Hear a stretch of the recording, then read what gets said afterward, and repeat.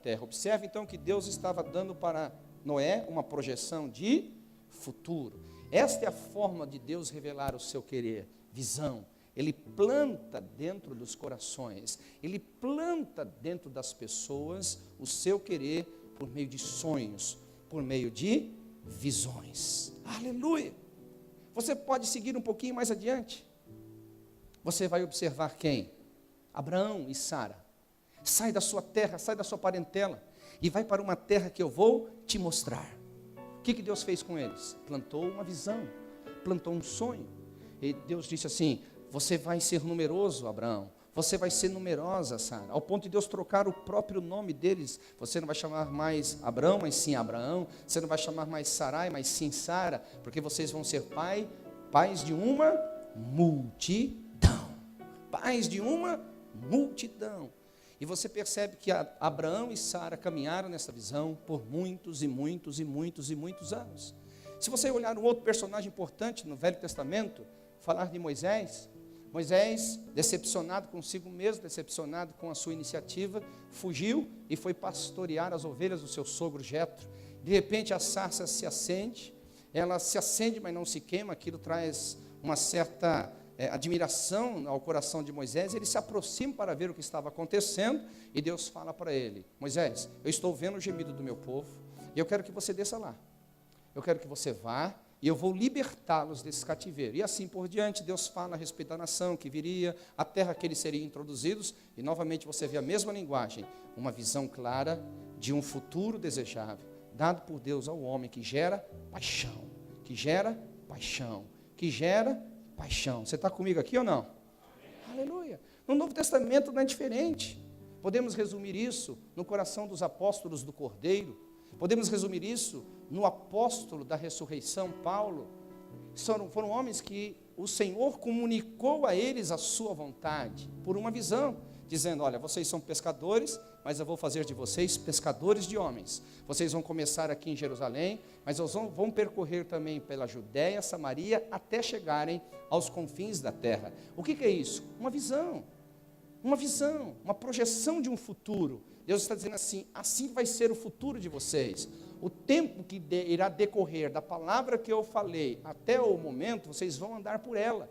Vocês vão executar as suas atividades por intermédio dela. Vão gerenciar a vida de vocês por isso. Isso é uma visão. Paulo, a mesma coisa. Paulo, quando estava diante do rei Agripa, Atos capítulo 26, versículo 19, disse assim: Rei Agripa, eu quero que você entenda uma coisa. Essas algemas que estão nos meus braços não é razão alguma das minhas atitudes erradas, porque eu sou um homem do bem. Essas algemas é porque eu não fui desobediente à visão celestial. Quando Deus plantou a visão celestial no coração de Paulo, lá em Atos capítulo 9, quando o próprio Senhor Jesus apareceu para ele, e depois debaixo do ministério profético de Ananias, o Senhor confirmou o chamado, e depois debaixo do pastoreio apostólico de Barnabé, eles ali, como o texto que o Marcos leu hoje em Atos capítulo 13, eles foram enviados como apóstolos para as nações, para plantar igrejas e depois cuidar dessas igrejas. E Paulo trabalhou a vida inteira debaixo dessa visão, ao ponto quando ele escreveu ao seu filho Timóteo, dizendo: eu combati o bom combate. Que combate que Paulo combateu? O combate da missão que ele havia recebido, da visão que ele havia recebido. E ele trabalhou tão bem debaixo desta visão, que ele disse: eu encerrei a carreira, ou seja, aquilo que Deus deu para eu fazer, aquilo que o Senhor entregou nas minhas mãos, a visão que o Senhor deu para a minha vida, ela foi executada. E acima de tudo, eu guardei a fé. Eu não só fui fiel, eu não só cumpri a carreira, mas acima de tudo eu guardei a fé. Eu estou chegando bem, eu estou terminando bem a minha carreira. Isso eu estou introduzindo a forma como Deus estabelece o querer dele. Se você pegar qualquer ministro que está me ouvindo aqui esta noite, ou qualquer outro ministro que vai me ouvir pelas gravações que está sendo feita aqui, você vai observar o seguinte, que todos vão dizer a mesma coisa: eu estou no ministério porque o Senhor me chamou, mas eu estou ali para executar isso. Você vai ver um apóstolo falando isso, você vai ver um profeta falando a mesma coisa, vai ver um evangelista andando nesse mesmo caminho, o pastor e o mestre é a mesma coisa. Jesus me chamou e ele me deu algo para fazer. Dificilmente você vai ouvir alguém no ministério dizendo assim: o que você está fazendo aqui? Não sei, me colocaram aqui, eu estou tentando descobrir o que eu estou fazendo, né? Se alguém chegar um dia e falar isso para você, assim, por favor, se retire. Né? Porque Jesus sempre trabalha com uma visão. Se você pega Hebreus capítulo 8, versículo 5, você vai observar que o próprio Deus falou para Moisés, desça do monte e agora construa segundo o modelo que você viu lá, segundo o modelo que eu te mostrei no monte, vai e faça o tabernáculo. Havia uma visão espiritual, havia uma visão celestial no coração de Moisés para executar aquilo. Queridos, nós precisamos entender isso, entender que a forma de Deus comunicar a sua vontade é por intermédio de uma visão, é por intermédio de um sonho. Eu quero que você diga comigo bem forte: visão é uma imagem clara de um futuro desejável, dado para os homens, para que os homens executem a vontade de Deus. É assim que Deus faz. Então, se eu posso adiantar a mensagem para te ajudar, se existe um item na sua vida, no seu ministério, para que você mantenha a fidelidade, é em relação à visão celestial que Deus te deu. É em relação ao propósito, Ele tem a economia do universo, Ele tem o governo da igreja. Então, se Ele te deu esse chamado, se Ele te deu esse chamado, se Ele te deu essa proposta, Ele sabe muito bem como isso se encaixa no todo. Ele sabe como isso pode ser orquestrado com os demais propósitos. E no momento que você sai do propósito de Deus, você pode estar de alguma forma destoando ou desafinando com a orquestra celestial. Mas isso é assunto para daqui a pouco, em nome de Jesus. Por que eu estou tocando isso em uma conferência profética? Porque eu quero dizer o seguinte, diga comigo: a vontade de Deus é revelada a nós por intermédio de uma visão, por intermédio de um sonho. Aleluia. Olha para o irmão que vai te dar o livro, não deixa ele esquecer, crente é muito esquecido, né? Depois de 3 dias de conferência já está cansado, a mente está cansada, não deixa ele esquecer não, né? Olha assim para ele e diga assim: visão, sonho, é uma faceta da profecia. Ou seja, olha para ele e diga assim, ou seja, Deus pega o futuro, traz para o presente, para que você, no mínimo, tenha 3 virtudes: a de conhecer a vontade de Deus, de dizer sim ou não ao chamado, e se dizer sim, poder gerenciar profeticamente a sua vida.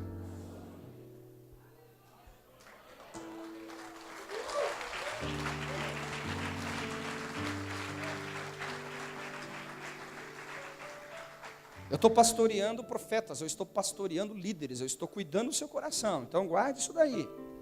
Esse para mim é uma das grandes características da profecia.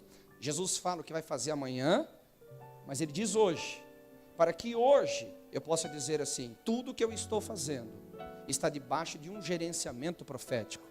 As minhas decisões não são minhas, as minhas decisões não partem de mim, as minhas decisões não são fruto de uma mentalidade fértil, de uma capacidade meramente humana, não. O gerenciamento da minha vida, o gerenciamento do meu ministério é um gerenciamento profético. O apóstolo Paulo entendeu muito bem essa verdade quando ele disse para o seu filho que ele deveria combater segundo as profecias que lhe foram feitas, ou as profecias que ele foi alvo. Talvez alguém diga assim, pastor, eu vou ser dirigido por profecia? Não. Você vai ser dirigido pelo espírito de profecia.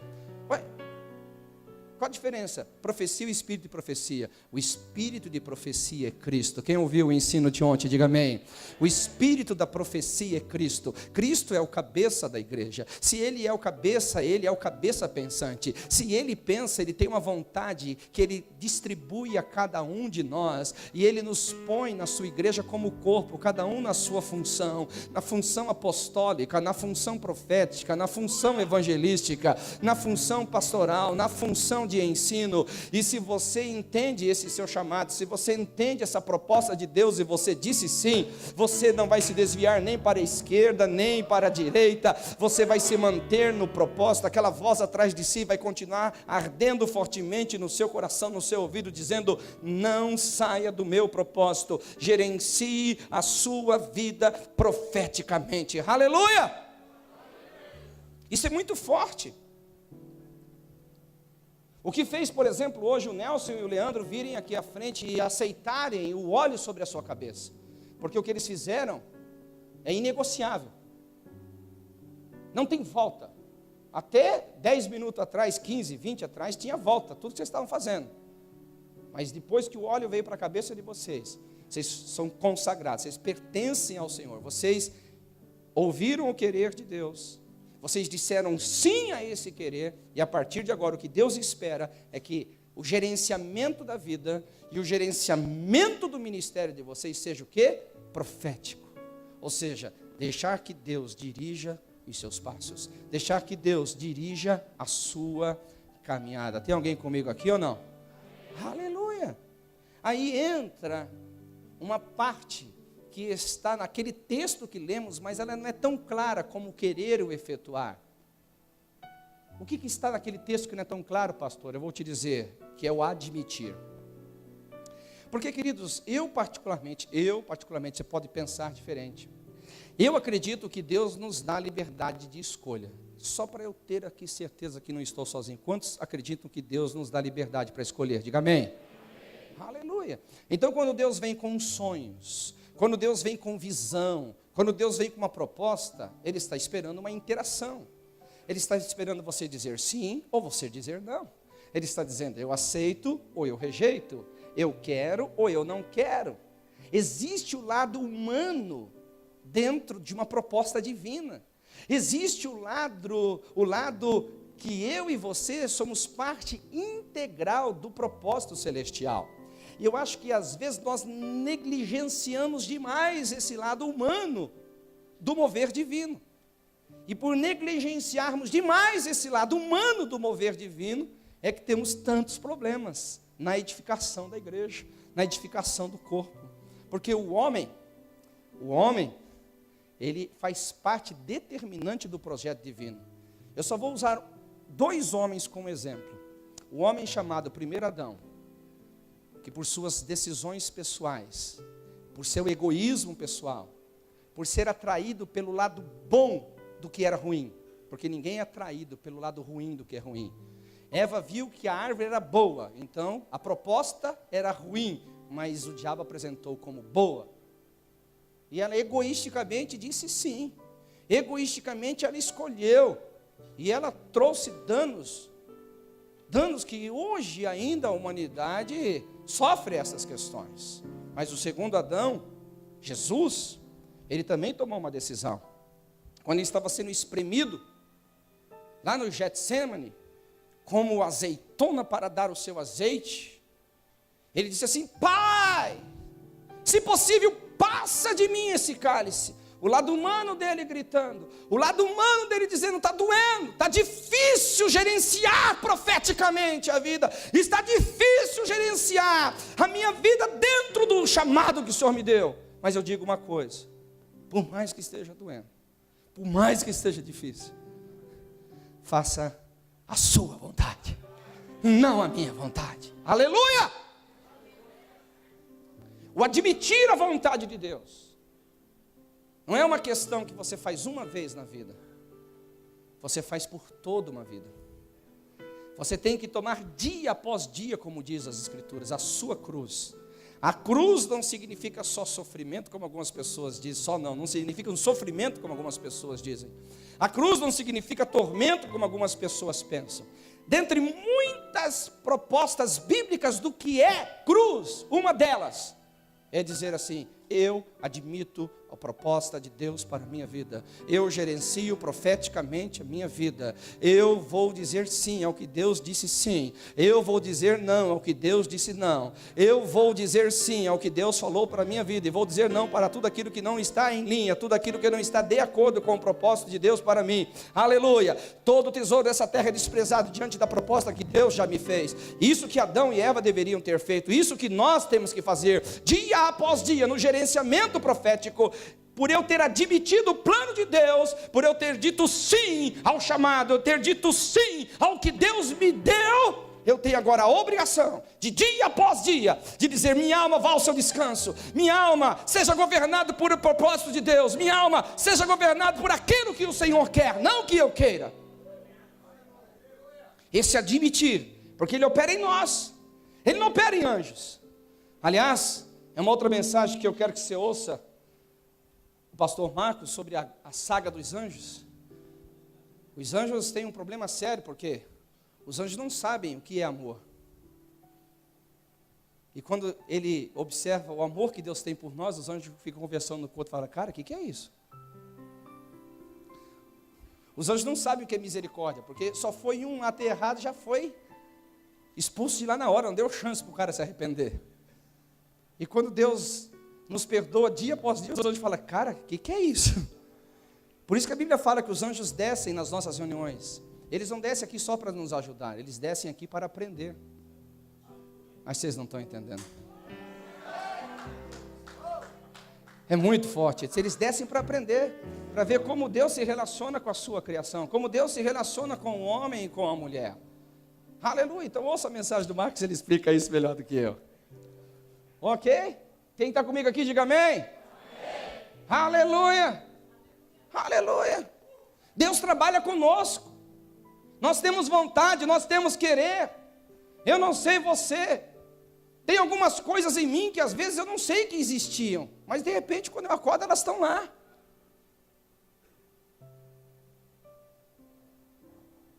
Você já descobriu isso? Só eu? Tudo bem, não tem problema. Eu sempre achei que eu era diferente mesmo.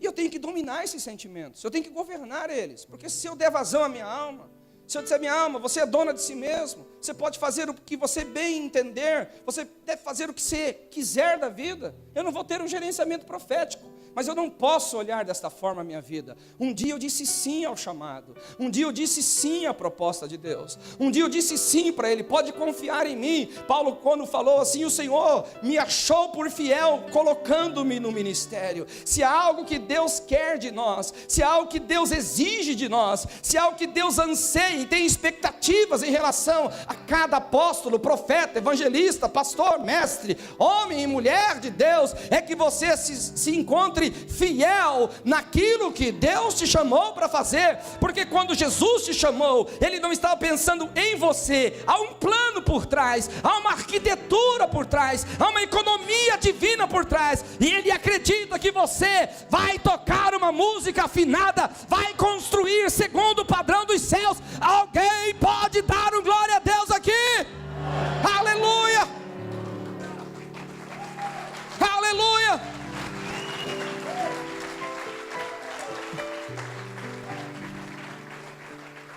E às vezes eu fico assim pensando, pessoas dizendo assim: eu vou desistir do ministério porque é luta no ministério. Eu vou desistir do chamado porque é luta, o ministério, chamado. Irmão, deixa eu falar uma coisa. Pensa numa questão que me deixa invocado. Eu já sou meio invocado por natureza, mas tem umas que me deixam um pouco mais invocado. Eu fico olhando assim: gente, escute bem o que eu vou dizer. Cara, não é o ministério que te traz tribulação, não. Não é a igreja que te traz tribulação, não. Não é o departamento que você assumiu dentro da igreja que te traz tribulação, não. Sabe o que te traz tribulação? É você estar vivo. Você não quer mais ter tribulação? Morre. Morre salvo, porque senão a tribulação aumenta. Teve um irmão de: pastor, eu quero que você ore por mim, porque eu não quero ter mais problema, eu quero ter uma vida de plena paz, de plena alegria, de plena satisfação. E com ele listando, eu falei assim: irmão, só tem uma forma dessa oração você responder. Ele falou: de que forma? Senhor, mata ela. Eu falei: pastor, misericórdia. Eu falei: lógico. A Bíblia fala assim: no mundo tereis aflições. E você só está no mundo porque você está vivo. Você não é uma alma penada passando por aqui, espero isso. Se você está vivo, você vai ter aflição. Lógico que as pressões da vida são proporcionais à proposta. Eu sei entender isso. Eu sei entender. Mas você não pode jogar esse peso sobre o ministério. Você não pode jogar esse peso sobre a proposta. Eu quero te desafiar. Por uns 3 meses, joga o seu ministério no lixo, joga seu chamado no lixo, joga toda a Bíblia no lixo, e depois você volta em 3 meses e me fala: acabaram os problemas. Mas você vai trazer um problema para mim, que eu vou ter que expulsar um monte de demônio de você. Gente, é uma concepção errada. Eu acho que nós temos que aprender nesse admitir o que é fazer a obra de Deus. Cuidar bem de nós, cuidar bem da nossa casa, minimizar as situações que são pertinentes à vida, pertinentes ao nosso dia a dia. E nós precisamos cuidar muito bem disso. Bem, quando eu falo sobre admitir, e já introduzi o assunto para vocês, eu quero fazer uma pergunta. Quais são, ou qual é, a sua visão de vida e de ministério? Qual é a sua visão para você gerenciar profeticamente os seus passos? O que foi que o Senhor trouxe lá do futuro e que já te anunciou para que você tome decisões alinhada com o propósito, alinhada com o coração de Deus, alinhada com aquilo que Ele sonha em relação à sua vida? Fala para mim, não publicamente, mas no seu coração. Comece a encontrar aí dentro os seus sonhos. Comece a encontrar aí dentro a visão do chamado apostólico, profético, evangelístico, pastoral de ensino. Comece a encontrar aí dentro a visão empresarial, comercial. Comece a encontrar aí dentro a visão da saúde, da educação, segurança pública, tantas áreas. Jesus não chama pessoas só para o púlpito. Pelo amor de Deus, não vamos reduzir a obra de Deus só a um palco. Fala para mim, qual é a visão do seu coração? Qual é a visão da sua vida? Você está tentando resolver a sua vida dia após dia, problema após problemas, ou você está gerenciando, dando um destino profético para a sua jornada, para o seu amanhã? Muito obrigado. Se você não tem resposta para isso, ouça com atenção. Se você não tem resposta para a minha pergunta, no mínimo 3 coisas estão acontecendo com você. Uma delas, Deus não está falando com você. Isso é preocupante. Porque a forma de Deus falar é por visão. A forma de Deus comunicar é por sonhos. E se você está me falando que não tem nenhum sonho no seu coração, se você está me dizendo que não existe nenhuma proposta divina para você gerenciar a sua vida, se você está dizendo que não tem nada que é uma paixão, que você possa dizer: eu morro por isso se for necessário. Dentre as 3, esta pode ser uma razão. Ou seja, Deus não está falando com você. A segunda, você pode não estar admitindo. Pode ser que Ele esteja falando, mas você está dizendo não. Pode ser que a chama está dentro do seu coração, mas você está dizendo não. Pode ser que o Senhor já te falou por várias formas, vários veículos, várias maneiras, mas você está dizendo não. Você está rejeitando há dias, há semanas, há meses, há anos a proposta divina para você. Eu acho interessante, por exemplo, o próprio apóstolo Paulo. A Bíblia fala em Gálatas capítulo 1, versículo 15, que desde o ventre da sua mãe ele havia sido escolhido para o propósito do Senhor Jesus Cristo, de anunciar aos gentios o plano da salvação e plantar igreja entre as nações. Mas ele foi descobrir isso lá perto dos seus 40 e poucos anos, quase 50 anos de idade. Durante todo esse tempo, ele não tinha uma visão celestial, ele tinha uma visão religiosa. Ele era um fariseu, mas ele não tinha uma visão celestial. Quando a visão celestial entrou no seu coração, ele pôde então, lá na frente, dizer para o rei Agripa: eu estou seguindo ela. Ele pôde dizer lá quando escreveu ao seu filho Timóteo: eu combati o bom combate, eu encerrei a carreira e eu guardei a fé. Querido, por que você está rejeitando o chamado? Por que você está rejeitando a proposta de Deus? Ele é o Criador do universo. Ele é o Criador de todas as coisas. Ele existe antes de todas as coisas existirem. E antes de tudo existir, Não pense você que Ele projetou planos para a sua vida quando seu pai e sua mãe resolveram te ter. Não, seu pai e sua mãe resolveram te ter, porque Deus já havia sonhado em relação à sua vida já. Aleluia, você nasceu para um propósito. Por que você nega tanto? Por que tanto medo de admitir a vontade de Deus? Por que tanto medo de admitir o propósito divino? Por que tanto medo? Por que tanto medo? Mas pastor, eu não disse que estaria pastoreando pastores, homens que já disseram sim. Eu quero dizer, sempre é uma proposta também dentro da proposta. O que é isso? Proposta dentro da proposta? Sim, se você olhar Filipe, ele era apenas um cristão. Depois, como cristão, o Senhor fez para ele uma proposta de servir a mesa. E depois, então, o Senhor chamou ele para o ministério. Seja evangelista. Sempre uma proposta dentro da proposta. Mas nós, muitas vezes, vamos negando. Nós vamos negando e, consequentemente, atrasando o propósito de Deus para as nossas vidas. E há uma terceira. Pode ser que você já um dia foi guiado por uma visão divina. Pode ser que um dia você já foi guiado por um chamado que tirou você da sua casa, tirou você do seu trabalho, tirou você da sua faculdade, sei lá. Tem tantas formas de você dizer sim ao Deus celestial, tantas formas de sacrifício para dizer sim ao chamado de Deus. Mas hoje, aquilo que um dia foi chamas, hoje são cinzas. Aquilo que era uma voz forte no coração, hoje nenhum eco, nenhum sussurro pode ser ouvido mais. Sinal de que você perdeu a visão, perdeu o sonho, perdeu o que Deus te deu. Pastor, o que fazer com isso? Como trabalhar essa questão? É complicado, porque um homem sem sonhos é um homem sem futuro. Como assim sem futuro? O que é a linguagem profética que eu estou trabalhando hoje? Que Deus pega o futuro, traz para o presente, para que você viva o futuro gerenciado por um plano divino. Então, se você está sem sonhos, você está sem futuro divino. Se você não sonha profeticamente, você está sem direção divina para o seu futuro. E você vai viver segundo a vida lhe propõe, não segundo o que Deus lhe propôs. Isso é um perigo muito grande. Muito grande, muito grande.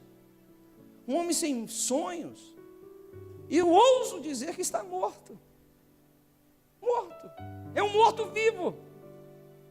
Ele não tem sonhos pessoais, não tem sonhos familiares, não tem sonhos educacionais, não tem sonhos profissionais, não tem sonhos ministeriais, não tem sonhos em relação à vida. Quando ele olha, ele não vê nada diante de si, ele não vê uma paixão que lhe consome, que diz se for necessário ele morre para alcançar aquilo que está proposto para ele. Isso é um homem morto. Morto.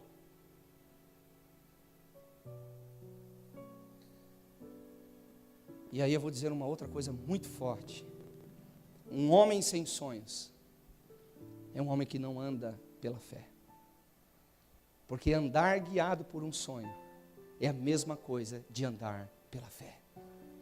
Porque você não está andando por aquilo que vê. Você não está andando por aquilo que apalpa. Você não está andando por aquilo que sente. Você não está andando por aquilo que você tem o controle. Você está andando por uma palavra que um dia Deus te deu. Você está andando por um sonho que um dia Deus te deu. Você está andando por algo que um dia o Senhor plantou no seu coração. E se você está me dizendo que não há sonhos, então eu vou dizer, você não está andando pela fé. Você está andando somente por suas habilidades humanas. Você está gerenciando a sua vida nas suas faculdades meramente humanas. Mas eu creio que Deus te chamou esses dias aqui para ativar o espírito de fé sobre você, para ativar os seus sonhos. Você crê ou não crê? Diga amém se você crê. Aleluia. Aleluia. Aleluia. Tudo no universo funciona assim.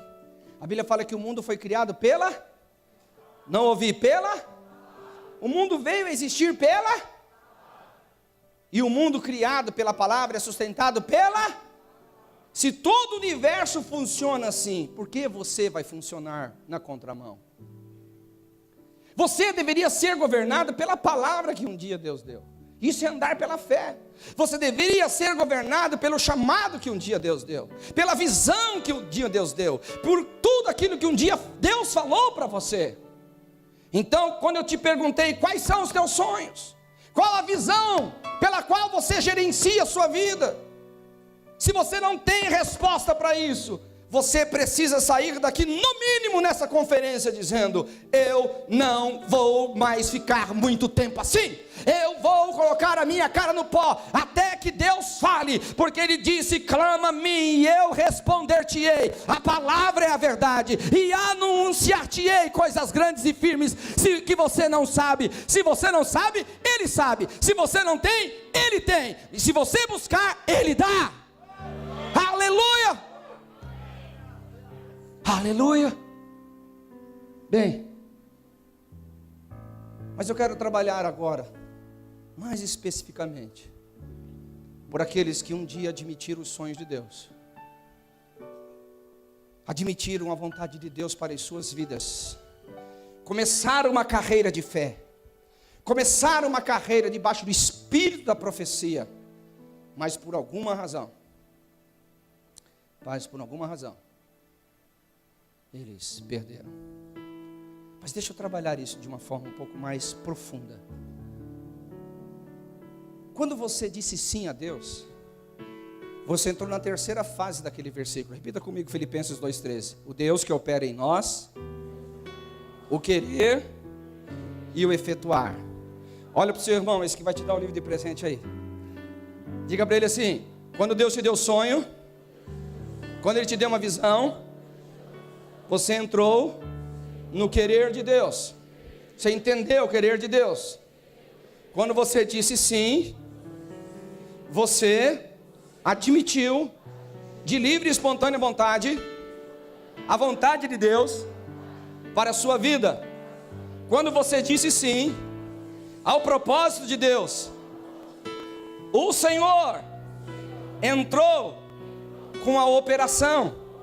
Porque o que Deus espera é só isso, irmão, que alguém entenda e diga sim, para que Ele possa operar, porque a obra não é nossa, a obra é do Senhor. Ele só espera alguém dizer sim para Ele operar. Ele diz sim, admite isso para a sua vida, para Ele operar. Alguém pode entender isso aqui? Aleluia, glória a Deus, aleluia.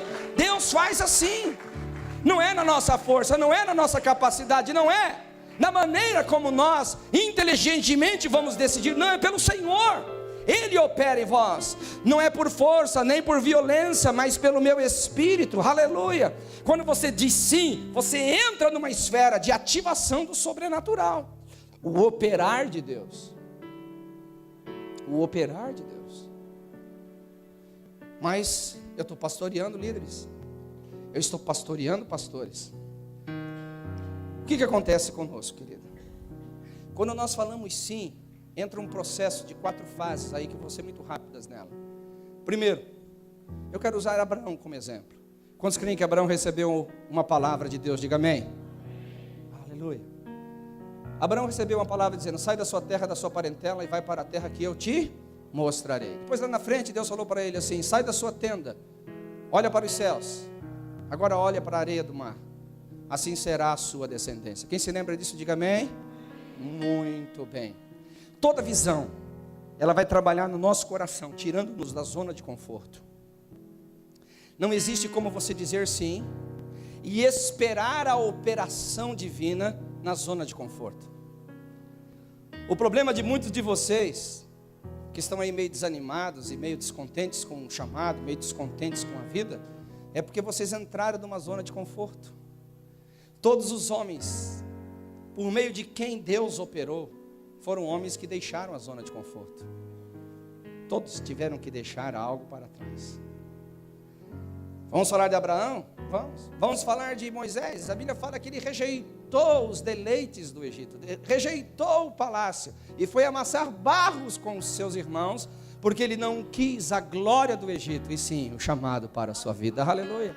Jesus, vamos falar dele. Ele era Deus e sempre foi Deus e continuará sempre sendo Deus, mas ele teve que sair dessa posição e se tornar homem, e como homem também teve que sair da zona de conforto e ir em obediência até a cruz. Paulo, quando admitiu o chamado, ele teve que deixar as cadeiras da influência dos fariseus para a nação de Israel, para ser considerado como esterco, como ninguém. Não existe chamado, ou execução do chamado, ou esperar a intervenção divina na zona de conforto. Você tem que sair dela. A zona de conforto parece um lugar bom, mas é fétido, é mortal. Parece um lugar de segurança, mas é o lugar que está roubando as suas maiores habilidades. E quando você sai da zona de conforto, nós vamos ter que lidar com a nossa alma. Por quê? Quem que um dia já saiu da zona de conforto? Diga amém. Ô glória! Quem vai sair? Diga amém. Ô glória! Quando você sai da zona de conforto, eu quero usar aqui de forma figurada, vamos fazer uma analogia. O que Deus mostra para Abraão em primeiro lugar? As estrelas dos céus. Diga comigo, estrela dos céus. Agora olha para o seu irmão aí. Não precisa dizer que ele vai te dar o livro, que ele já sabe, tá? Olha assim para ele e diga assim: quando você sai da zona de conforto, em busca ao seu chamado, em busca de ver a operação de Deus, a primeira coisa que você olha são as estrelas. Pensa no momento difícil do ministério. Está tão distante, está tão longe de você, está tão difícil daquilo ser uma realidade, está tão difícil daquilo te trazer alegria. Você olha para as estrelas dos céus assim e fala: para isso eu saí? Oh não, está muito longe da minha capacidade, está muito longe, está muito longe, está muito longe, está muito longe. Porque na realidade, o chamado em primeiro lugar, ele tem que provar para você que o Deus que opera o querer, é Ele que vai operar o realizar. As estrelas dos céus é uma analogia de Deus, está dizendo: Abraão, está vendo a numerosa estrela, está vendo a distância que ela está de você, o que você vai gerar por ter dito sim, o que você vai gerar por ter admitido o meu chamado, o que você vai gerar por ter aceito o que eu te propus, não é na sua força, não é na sua violência, não é na sua inteligência. Eu vou operar, eu vou operar, eu vou operar, eu vou operar. Mas é difícil nós lidarmos com esse sentimento de incapacidade na execução do chamado. É muito difícil. Eu não sei você, mas para mim é uma tortura. Eu costumo dizer, queridos, que esse é o momento de maior quebrantamento dentro do chamado, e é o momento de maior desistência também. Porque é duro você fazer alguma coisa que não é na sua força, na sua capacidade, mas você tem que fazer. Mas isso passa. Dá um toque para o seu irmão e fala: passa. Isso passa. Agora, de uma forma analógica, é uma analogia. Fala assim, ó: mas vai chegar uma hora que a forma de Deus falar para você é com a areia do mar. Aleluia. Você já começa a palpar. Aleluia. Você já começa a sentir o gostinho do negócio. Aí você assim, é só areia, mas já não está tão distante como as estrelas, aleluia. Já não está mais tão longe da realização como as estrelas, aleluia. Você já está pisando em cima, você já está podendo pegar, aleluia. Alguém está dizendo aqui um amém? Será que é isso que eu ouvi? Alguém está dizendo assim: glória a Deus por me motivar, Senhor, aleluia. Obrigado, glória a Deus, aleluia. O Senhor, Ele sempre, de alguma forma, Ele vai nos encorajar dentro desse instrumento de nos matar. Parece uma coisa esquizofrênica, mas é assim mesmo. Deus te mata e te encoraja. Deus te mata e te encoraja. Deus te mata e te encoraja. É como Ele fez com Jesus. Jesus, pode ir, eu vou te ressuscitar. Eu tenho certeza que Jesus falou assim. Você tem certeza? Não, Jesus nunca falou isso para ele. Mas esse é um momento difícil de você entrar no querer de Deus. Não é só porque você disse sim. Há um lado humano que você vai ter que ser trabalhado nele. Há um lado humano que você vai ter que ser forjado dentro do chamado. Vamos dizer que o seu chamado é como um sapato, mas quando você põe os pés dentro, o sapato 42, mas só que você está calçando 36 ainda. Mas você vai crescendo dentro do chamado, você vai crescendo dentro da proposta, você vai morrendo e sendo encorajado, você vai morrendo e sendo encorajado, você vai morrendo e sendo encorajado, você vai morrendo e sendo encorajado, aleluia, até de repente um dia, você está com Isaac no colo, aleluia. Oh, ele é pequenininho ainda, é só uma criança ainda, dá muito trabalho ainda, mas o Senhor está dizendo, não despreze o tempo das pequenas coisas, porque este vai ser a primeira semente de uma grande nação, de grandes resultados, de grande operação divina, de grande manifestação dos céus. Há alguém aqui que está dizendo sim ao Senhor, aleluia, aleluia. São fases.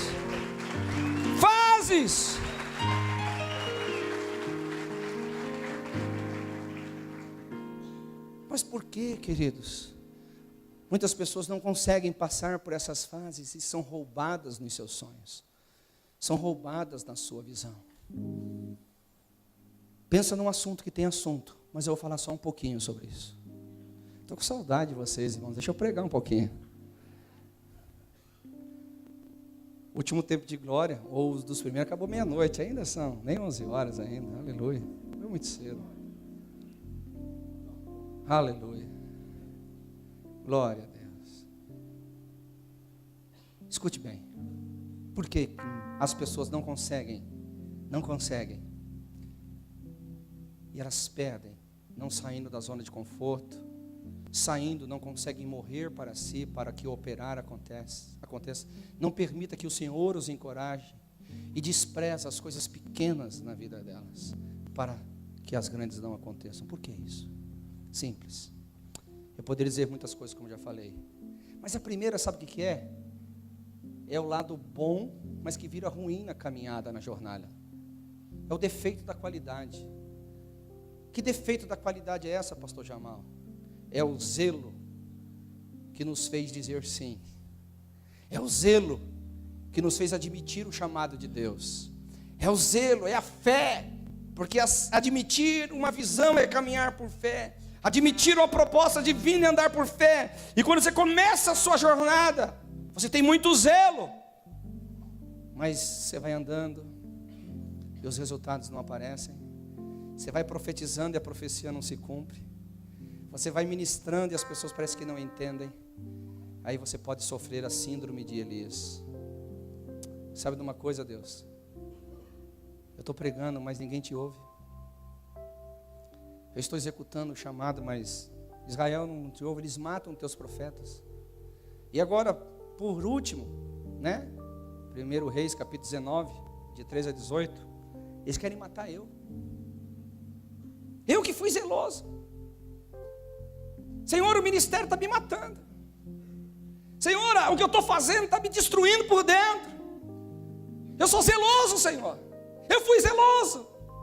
Eu enfrentei Acabe, eu enfrentei Jezabel, eu enfrentei os seus sacerdotes. Eu criei em ti, Senhor. Eu manifestei a sua glória, mas o povo não corresponde. Os resultados não chegam. Essa é uma razão das pessoas falarem: Senhor, não quero mais. Elias falou isso, é fato. Não estou desprezando Elias, mas foi fato. Ele disse: game over.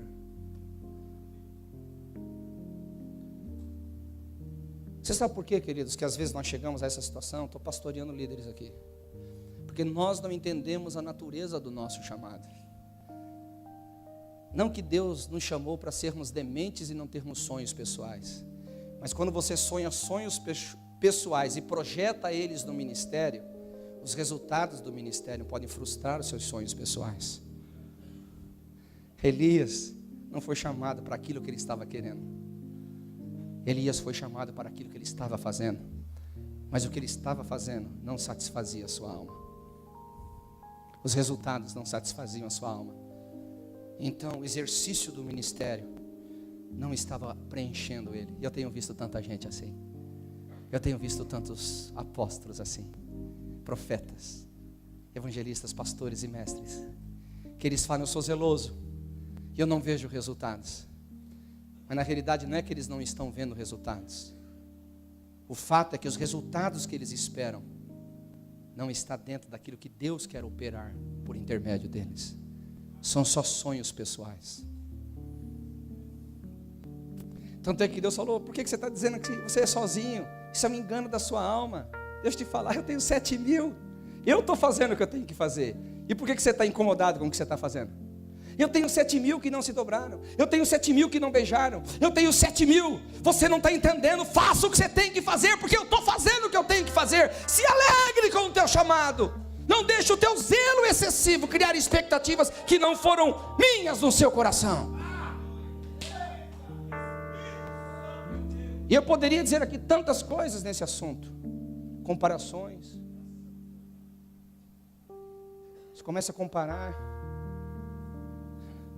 A comparação, querida, é a maior injustiça que você faz com a sua vida. Não tem maior injustiça do que a comparação. Quando o profeta se compara com outro, quando o apóstolo se compara com outro, quando o evangelista, um pastor, um mestre se compara, como a igreja se compara com a outra. Em termos de resultado divino, você não está vendo a orquestra, você está vendo você. Você não está vendo o plano divino, aquele que opera o querer e o efetuar. Você está preso em você. E o homem é insaciável. O homem nunca vai ser na sua carne plenamente satisfeito. Se o homem tem hoje, ele vai querer mais amanhã. Se ele fez hoje, ele vai querer fazer a mais amanhã. Se ele realizou agora, ele vai querer realizar mais. Ele é insaciável.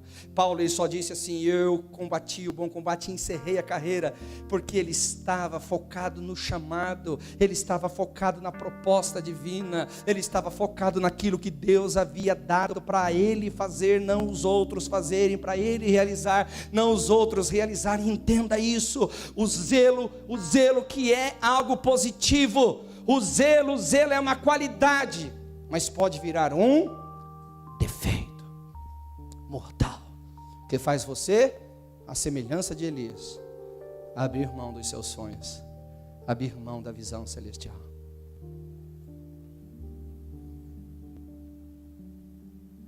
Outra coisa, o lado humano do divino, o lado humano da proposta celestial. Eu quero usar Pedro. Mateus 26, 75. Pedro chorou amargamente. Eu não sei se você já chorou amargamente, mas eu acho que para mim, pessoalmente, tudo que eu estou falando, eu tenho experiências pessoais, mas é duro você chorar pelo seu próprio fracasso dentro de um chamado divino. É duro você ter que chorar por uma coisa errada dentro de um chamado divino. Porque nós achamos, porque Deus deu a nós o querer, estamos numa redoma blindada, que não temos mais como errar e falhar. Isso é um engano. Pedro estava debaixo desse orgulho. O próprio Senhor profeticamente estava tentando avisar, dizendo: Pedro, você vai me negar. E ele ali cheio de jactância, orgulho e vaidade: não, ainda que todos te neguem, eu não vou te negar. Ainda que todos te abandonem, eu não vou te abandonar. Não, Pedro, você vai me negar, Pedro. E quando o galo cantou, o versículo 75 diz que ele chorou amargamente. Quando nós temos que chorar as nossas próprias desgraças, quando nós temos que chorar os nossos próprios pecados, quando nós temos que chorar as nossas próprias falhas e erros, isso também se torna um destruidor de visão. Por quê? Porque entra a culpa.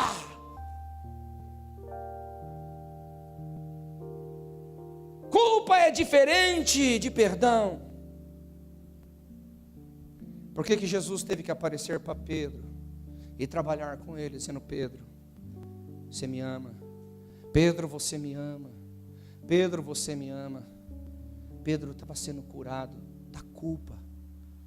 O perdão Deus nos dá. Se nós confessarmos os nossos pecados, Ele é fiel e justo para nos perdoar os pecados e nos purificar de toda injustiça. Mas a culpa não é um problema de Deus. A culpa é um problema teu. A Bíblia fala que se o teu coração não te condena, você tem ousadia. Se o teu coração não te condena, você tem ousadia. Se o teu coração não te condena, pela terceira vez eu estou dizendo, você tem ousadia. O contrário também é verdade. Se o teu coração te condena, você não tem mais força para combater o bom combate. Se o teu coração te condena, você não consegue mais embainhar a espada. Se o teu coração te condena, você não consegue mais acreditar que você está inserido dentro de um propósito eterno, que você está inserido dentro de um plano divino. Você começa a dizer não a você começa a dizer não ao seu chamado, você começa a dizer não à sua visão. Você precisa lidar bem com os seus fracassos pessoais, para não desistir do chamado. Deus não chamou heróis para o ministério, Deus não chamou perfeitos para o ministério, Deus chamou os seres humanos.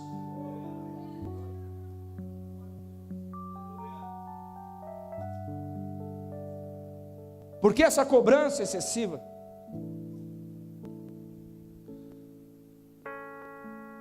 Por que essa condenação excessiva? Tudo bem, não era plano de Deus, certamente não era. Tudo bem, Deus não quis que você fizesse o que fez, mas você fez, e agora? Tem duas formas de você chorar: o arrependimento do mundo, o arrependimento segundo Deus. Eu te aconselho o segundo.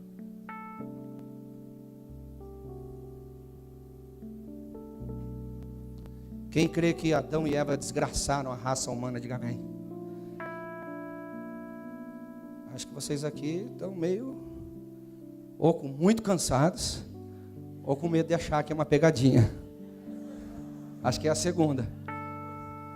Quem crê aqui que Adão e Eva desgraçou a raça humana, diga amém. Desgraçar é a palavra mesmo, não é palavrão não. Fez nós sairmos da graça, do favor de Deus. Quem crê, diga amém. Mas Deus usou para gerar a descendência de Cristo. Como é que você me prova isso, querido? Como é que você me fala isso? Jesus veio lá de Adão e Eva.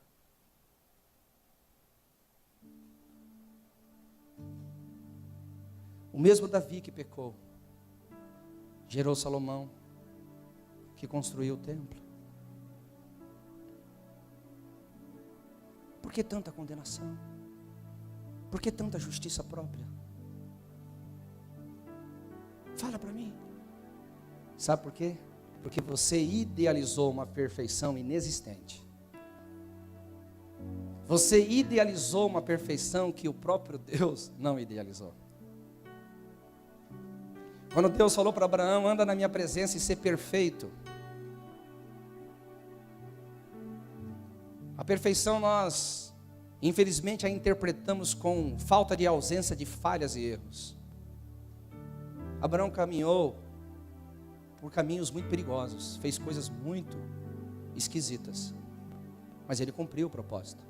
Quando Deus fala: anda na minha presença, ser perfeito, ou seja, mesmo no meio da caminhada, se houver algum tropeço, entenda que aquele que confessa os seus pecados e os abandona, aquele que confessa os seus pecados e os abandona, acha misericórdia. Pedro chorou amargamente, mas foi a primeira voz do grande avivamento em Jerusalém. Eu acho que você não entendeu. Pedro chorou amargamente, mas ele foi o primeiro que teve coragem de se levantar e dizer: eu quero anunciar um Deus fiel, que não me deixou à mercê dos meus próprios erros e fracassos, um Deus que soube me acolher quando todos poderiam me condenar e me desprezar. Ele foi naquela praia e ali ele me deu um peixe, bateu um papo comigo e me restaurou e disse: os sonhos continuam vivos, os sonhos continuam propostos a você, os sonhos, o chamado continua. Você tem que dizer sim, sim, sim, sim. Aleluia.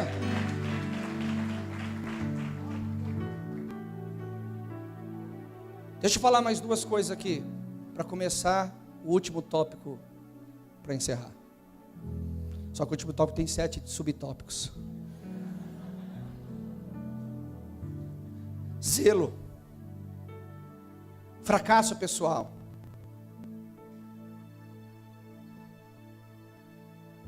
Vou falar só mais um, vocês não estão aguentando. ataque satânico. Repita comigo, Filipenses 2,13. O Deus que opera em nós o querer e efetuar segundo a sua boa vontade. Vamos lá.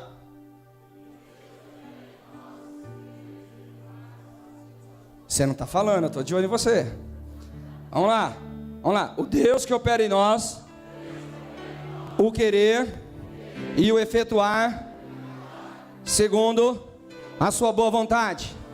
Olha para o seu irmão aí e diga assim: quando Deus revela o querer, Ele descortina o celestial, Ele descortina os propósitos divinos, Ele te insere dentro de uma arquitetura divina, aleluia. Quando você diz sim, aleluia, você assinou com Deus, você fechou com Deus, e entra aí uma operação divina, os anjos vêm, a palavra opera, o Espírito Santo age, pessoas se conectam, as coisas acontecem, para que o plano de Deus seja executado, para que a vontade de Deus seja executada, aleluia. Agora a minha questão é uma só: você acha que o diabo vai ficar assistindo de camarote e não vai fazer nada?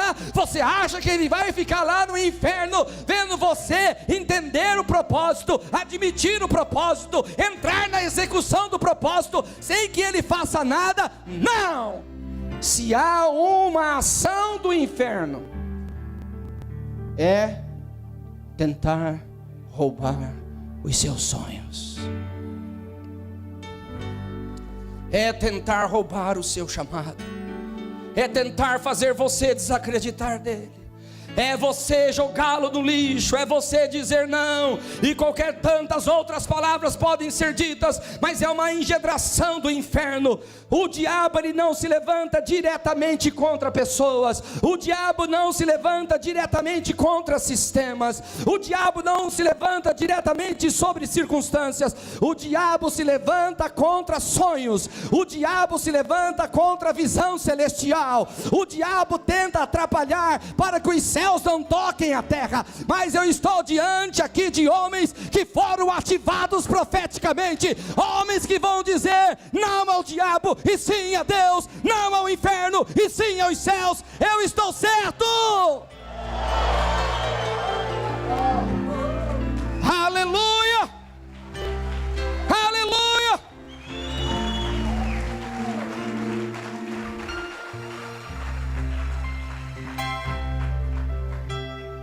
Oh!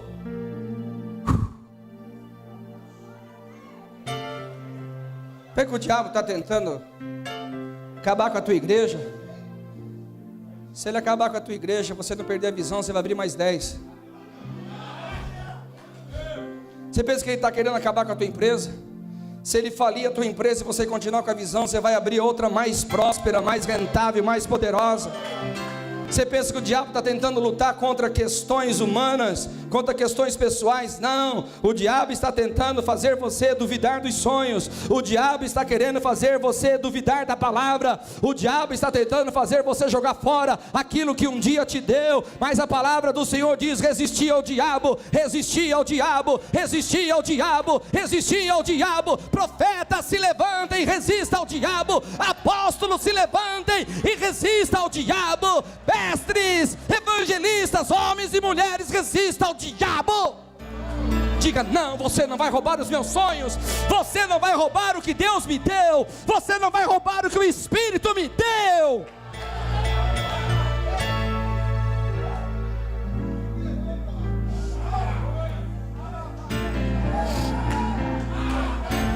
Checando robaca, checando robaca, checando rebacachaia. Oh, recanto nobriante de quechegia. Talvez os resultados não sejam como você queria, mas você tem que se contentar. Eu estou dentro de um projeto divino, ainda que as coisas não estejam como você quer, mas está como Deus quer.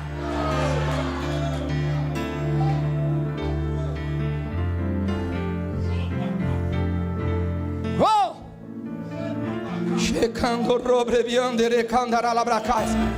Fique em pé, fique em pé, fique em pé, fique em pé, fique em pé. Eu vou terminar agora. Eu quero que você apadrinhe pelo menos umas 2, 3 pessoas aí. Agarra ela aí pelo braço, agarra ela aí pelo canto aí, que eu vou terminar essa mensagem, eu preciso que você faça isso. Agarre ela aí, agarre ela aí. Eu quero ministério de música aqui, aleluia. Aleluia, eu quero música de fé, eu quero música de unção, eu quero música de poder, eu quero música que rasga os céus, aleluia, aleluia. Apadrinhe ele aí, apadrinhe ele aí, apadrinhe ele aí, apadrinhe.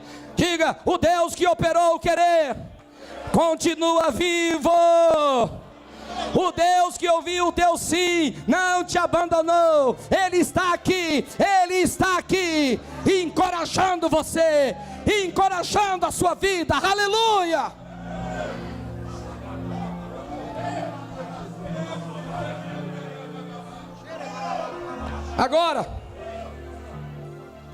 Agora, eu vou usar um texto, Marcos 10, 46 a 52, para terminar essa mensagem. A Bíblia fala de um cego chamado Bartimeu. Ele não nasceu cego, mas por alguma razão ele ficou cego. Não sei o motivo. Até historicamente temos algumas questões para tratar aqui, mas não vou falar sobre elas hoje. Mas ele perdeu a visão. Eu não quero falar da visão natural do cego, quero falar da visão que um dia te chamou, da visão que um dia os céus colocou dentro do seu coração, da visão um dia que foi uma chama acesa, da visão que um dia esteve aí borbulhando, que te encorajou, que te fez sair da zona de conforto, mas que hoje parece que ela estava morta, mas o Senhor vai ressuscitar. Escute bem, por que que o diabo se levantou? Por que que ele se levantou? Porque ele quer você lá na beira do caminho, é lá que você quer. O cego perdeu a visão, ele foi para a beira de caminho. Beira de caminho nunca foi e nunca será um lugar bom. Biblicamente, beira de caminho é um lugar de ativação demoníaca. Você vai ver que os demônios sempre estão na beira de caminho. Beira de caminho é um lugar de pobreza, é um lugar de miséria. Beira de caminho é um lugar de desprezo, de humilhação. É isso que o diabo quer de você. Ele quer de você isso, te jogar lá, para que você seja acessado por demônios, para que você esteja acessado pelo espírito de incredulidade.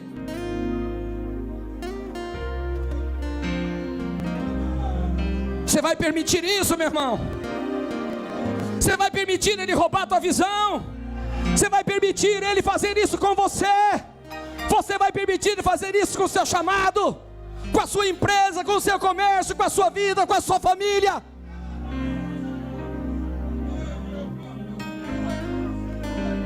Eu ouvi desde quinta-feira que vocês são leões, leões, aguerridos, valentes, corajosos, homens destemidos, homens valentes do Senhor.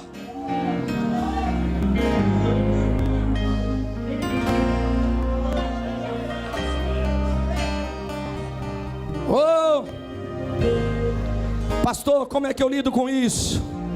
Olha aqui, você segurou o ombro de alguém aí, segurou a mão de alguém aí, diga assim: seja como Bartimeu. Oh, seja como Bartimeu. Perceba a presença de Jesus. Bartimeu estava ali e começou a ver uma movimentação. Desde quinta-feira há uma movimentação profética aqui. Desde quinta-feira os anjos estão aqui, o Espírito Santo está aqui, a palavra está aqui, o mover profético está aqui. Não seja bobo, não seja bobinho. Entre nesse mover, entre nesse mover.